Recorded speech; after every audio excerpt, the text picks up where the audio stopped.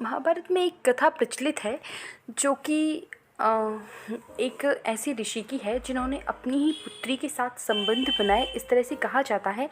लेकिन ये ये हुआ किस तरह से वो मैं आपको बताती हूँ, क्योंकि इस चीज़ को टारगेट करके लोग बहुत ही ज़्यादा गंदी गंदी चीज़ें फैलाते रहते हैं कि ऐसा हुआ था, वैसा हुआ था, ये ऋषि मुनि इस तरह से थे। ऐसा कुछ भी नहीं था। एक्चुअल में हुआ क्या था, वो ऐसा तो है नहीं कि मैं वहाँ पर साक्षात बैठी थी, बट जो कथाएं निकल के सामने आती हैं उनके थ्रू मैं आपको बताना चाहती हूँ। तो स्वागत है आपका मोरल ऑफ द स्टोरी के एक न्यू एपिसोड में। तो बने रहिए, मैं आपको बताती हूँ। एक महर्षि थे, स्वामी एक ऋषि थे। तो पढ़ लो यार, हम नहीं बता सकते, हद है।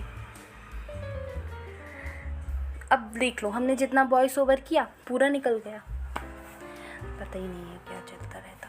और एक चीज़ पता मुझे गुस्सा किस बात पर से आती, एक व्यूज़ नहीं आते, एक भी व्यूज़ खुद का देखते रहते वीडियो, एक व्यूज़ नहीं आते हमारे पे, अलग ही चलता रहता सबका, पता नहीं कैसे सबके। यार पता 4 चैनल बना चुके हम। अब हमें खुद सोचो हमें कितनी परेशानी होती होगी कि एक चैनल नहीं चला, फिर दूसरा चैनल नहीं चला, फिर तीसरा नहीं चला, फिर थोड़ा सा गैप आ गया, फिर घर वाले ताने मारे कि अरे बन तो नहीं थी बहुत यूट्यूब बारी, का हो गया, आ गई पेमेंट, हो गई यूट्यूब पे सक्सेस। हे भगवान, ऐसी ऐसी बातें, मतलब यार पढ़ते जाओ आप लोग, हमारी बातें तो ठीक ठाक है, आप तो पढ़ते जाओ। बड़ी बड़ी अच्छी कहानी है।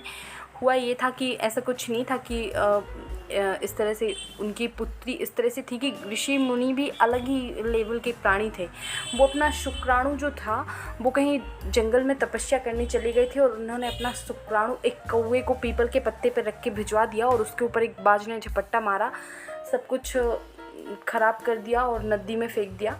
तो नदी में जो वो था शुक्राणु, वो एक मछली ने निगल लिया और उसके गर्भ से, मतलब मछली को जब एक मछुआरा पकड़ के ले गया, उसने काटा तो उस मछली के अंदर से एक लड़की निकली जिसका नाम था मत्स्यगंधा। ऐसा नहीं था कि उसका ऊपर उसका नाम लिखा था, उसके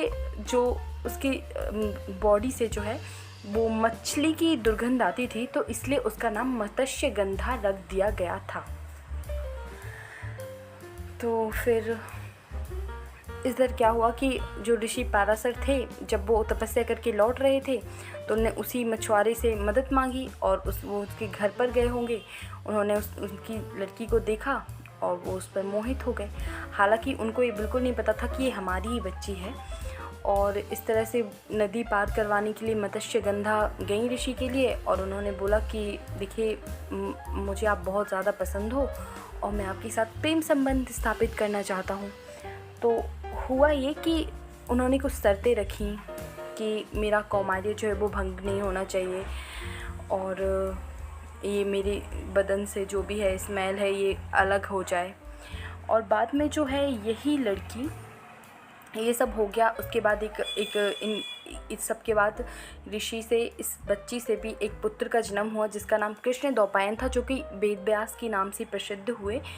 और यही लड़की आगे चल के जो महाराज शांतनु हैं उनसे इनका विवाह हुआ और जो है महाभारत के इतने बड़े जो साम्राज्य है उस साम्राज्य की ये मतलब रानी बनी। तो कहानी बस इसी तरह से थी। उम्मीद है आपको पसंद आई होगी। Thank you very